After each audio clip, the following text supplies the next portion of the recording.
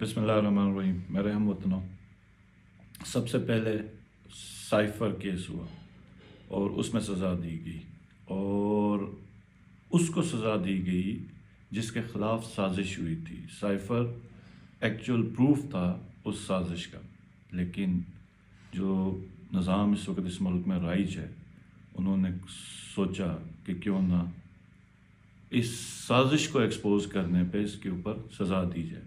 پھر دوسرا کیس گھڑی کی چوری کا.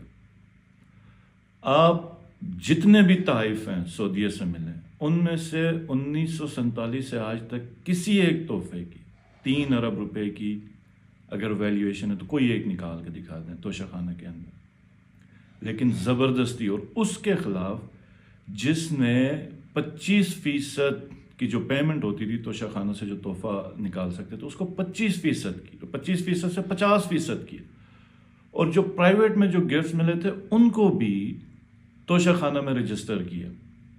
اور پھر آج جو عدت کے معاملے میں، مطلب اب اس پہ تو تبصرہ نہیں ہو سکتا، اس پہ تو صرف گالیاں ہی دی جا سکتی ہیں جو یہ سارا کر رہا ہے یا کروا رہا ہے. اتنی شرمندگی بحیثیت پاکستانی مجھے شاید آج تک نہ ہوئی ہو، جتنی میں نے مطلب بے چینی میرے اندر آئی جتنے اس کیس کے اندر.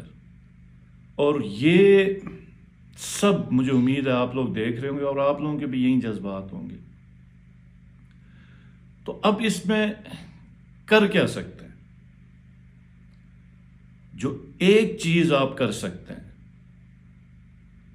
کہ بجائے غصہ ہونے کے، بجائے جذباتی ہونے کے، 8 فروری کو آپ نکلیں اور پاکستان تحریک انصاف کے نامزد امیدوار کو ووٹ کریں.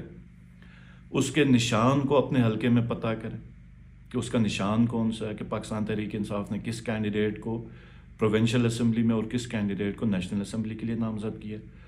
ان کے سمبلز کیا ہیں، نشانات کیا ہیں. اپنے گھروں میں اپنے بزرگوں کو، اپنی خواتین کو، گاؤں میں، گلیوں میں خود کیمپین کریں، کیونکہ پاکستان تحریک انصاف کا تو کوئی کینڈیڈیٹ تو باہر نہیں نکل سکتا. جو نکلے گا اس کے اوپر دہشت گردی کے پرچے ہیں. تو یہ اگر ہم نے بچانا ہے اس ملک کو اور اس قوم کو، تو ہمیں 8 فروری کو نکلنا پڑے گا. ہر ایک کو نکلنا پڑے گا اور اپنا فیصلہ سنانا ہوگا کہ آیا ہم اس ظلم کے خلاف ہیں یا کہ ہم ایک مردہ قوم ہیں اور ہمیں کوئی پرواہ ہی نہیں ہے.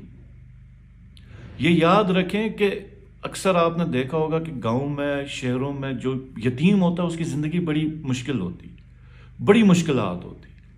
جو یتیم ہوتا ہے نا، اس کی جو سب سے بڑی مشکل ہوتی ہے اس کی یتیمی ہوتی ہے. ایک غریب آدمی اپنے ماں باپ کے ساتھ ایک کمرے میں 15 بچے بھی ہوں تو بیٹھ سکتے ہیں، خوشحال زندگی ہوتی، سکون ہوتا ہے، خودداری ہوتی. تو جو قوم ہوتی ہے نا، قوم بغیر لیڈر کے یتیم ہوتی ہے. تو ہمارے جتنے بھی مسئلے ہیں اس وقت پورے ملک میں آپ دیکھیں، ہر طرف آپ دیکھ لیں کس قسم کے مطلب حالات سے ہمیں سامنا کرنا پڑا. تو ان سب کا حل، اور جو ہماری غربت کا حل جو پچھلے 2 سال سے مہنگائی 40% تک گئی ہوئی، اس سب کا لیڈرشپ.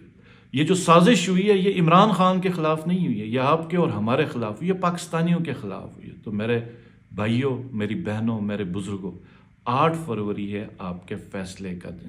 آپ نے غیرت دکھانی ہے، ہمت دکھانی ہے اور ثبوت دینا ہے کہ ہم اسی ان بزرگوں کی اولاد ہیں جنہوں نے بڑی قربانیاں دے کے اس ملک کو حاصل کیا. اللہ آپ سب کا حامی و ناصر ہو. والسلام. پاکستان زندہ باد.